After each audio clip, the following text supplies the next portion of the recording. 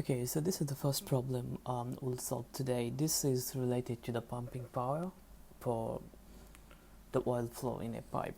So you can see here, we actually need to calculate the pumping power. So if you look here, we need to calculate the pumping power, which is required to overcome the pressure loss and to maintain the flow of oil in the pipe. So this is the schematic. We can say this is a circular pipe. While it is flowing this way, this is the inlet, and we know the velocity here. This is the diameter of the pipe, the length of the pipe is given, and you see the other details here, the oil density, the viscosity, the diameter, and the average velocity. It is 330 meter long sections, and it is passes through a icy water where the water is 0 degree centigrade temperature. So we need to disregard the the entrance effects, and we need to calculate the pumping power, right?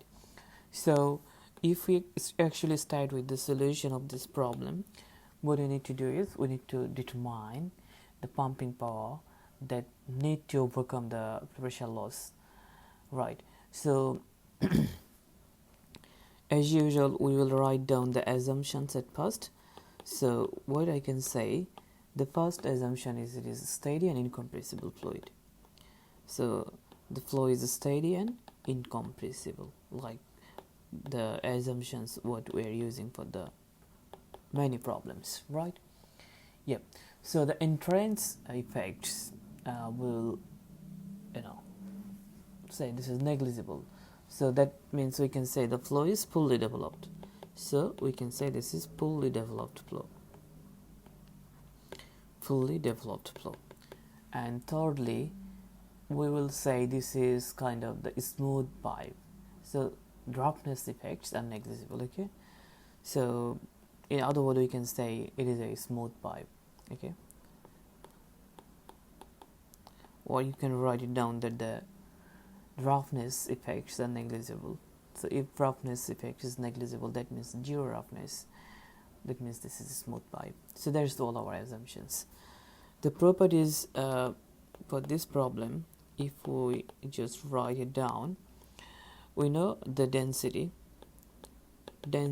rho, this is 894 kg meter cube. The viscosity 2.33 kg meter second. The diameter d, it is 0.28 meter. It was in centimeters, so we convert it into meter. The velocity, the average velocity, it is 0.5 meter per second, and the length, this is 330 meter long. So that's all informations given.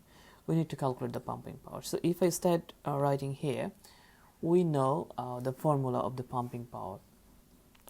So the pumping power, it is equal, we have two different formulas, but we can use this, like the volume flow rate and the pressure delta P, that means the pressure drop. So both these two, it is unknown. So what we need the pressure drop delta P, and we know it is actually the the pressure loss, which is, we can say that F, the friction factor, L over D. We know this formula, rho V square over 2. So here we can see the friction factor F is unknown. So we'll decide whether it is steady or laminar flow. So if it is laminar flow, then we have formula for difference. So actually I already solved it. So it is laminar flow, and for laminar flow, actually the friction factor is 64 over Re. That means we need to calculate the Reynolds number, and Reynolds number, this is density, velocity, diameter over the dynamic viscosity. And we already, so this is the one thing, like how we will get the delta P. If we actually want to get the delta P, we need to follow these processes. For the other thing, we have the volume flow rate. So we can write it down here. The volume flow rate, this is actually the velocity, the average velocity into the cross-sectional area. Okay, so that's the overall processes we'll follow for this problem. So we'll calculate the volume flow rate, then Reynolds number, then friction factor, then delta P, and then pumping power. So we do not need to use the Moody diagram here. And when I will solve the problems for turbulent flow, then I will show you how we can calculate the friction factor without using the Moody charts. Alright, so if we start with the analysis now, so first let's say the volume flow rate, okay, the volume flow rate. So the volume flow rate V dot, it is equal to the average velocity and the cross-sectional area. Average velocity is given in the problem, which is 0.5 meter per second. What will be the area? It is a circular cross-section, so pi d square over 4. So 0.5 meter per second, pi, diameter is 0.28, so 0.28, this is square over 4. So we'll get this value is 0.03079 meter cube per second. So this is the volume flow rate we have. So once we have this volume flow rate, now what we need to do is we need to move to the next step, like we need to calculate the delta P. So if we want to get delta P, let's check the Reynolds number, and we need to check whether it is laminar or turbulent flow. So now we will calculate the Reynolds number. It is rho B d over mu. So rho is 894. I'm not writing the units here. It is kg per meter cube. The velocity 0.5 and the diameter is 0.28 over the viscosity. The viscosity, if you look here, it's given 233 kg per meter second. So it is 2.33 kg per meter second. So we'll get this value is 53.72. That's the Reynolds number, and we can say this is internal flow, and we know the critical Reynolds number for pipe flow or internal flow. So it is not greater than, it is it is less than 2300. So we can say the flow is laminar. We all know if the critical Reynolds number, okay, if it is less than 2300, then we can say the flow is laminar. So here we have got the flow is laminar. Once it is laminar, then we can use this friction factor formula to calculate the friction factor, right? So because we need to check the the delta P, that means the pressure drop. So now we'll calculate the F. This is equal 64 over RE. So 64 and RE is 53.72. So the F we will get it is 1.191. So this is the value of F. So now once we have F, let's calculate the pressure drop. So the pressure drop, it will be delta P equal half L over D rho V square over 2. The V is the V here, this is the average velocity.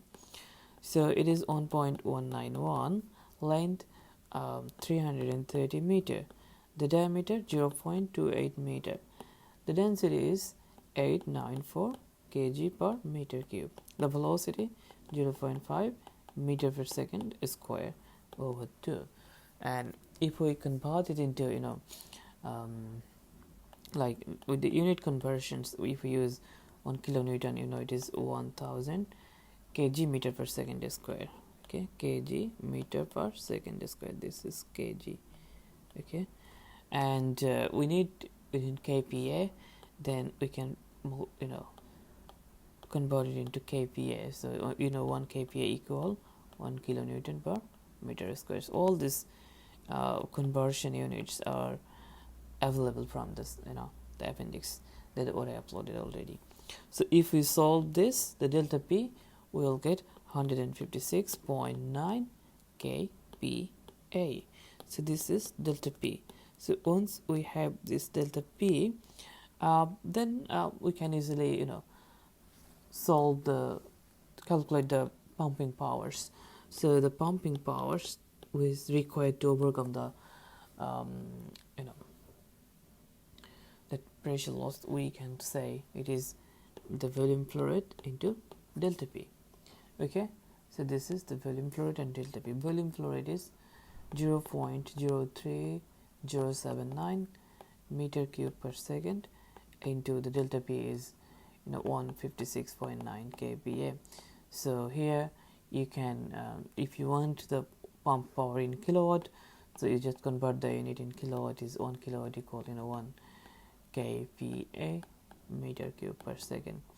So if we simplify this, then we'll get the pumping power is 4.83 kilowatt. So that's the pumping power. So we have got, so it was quite a straightforward problem. That means this is the power we need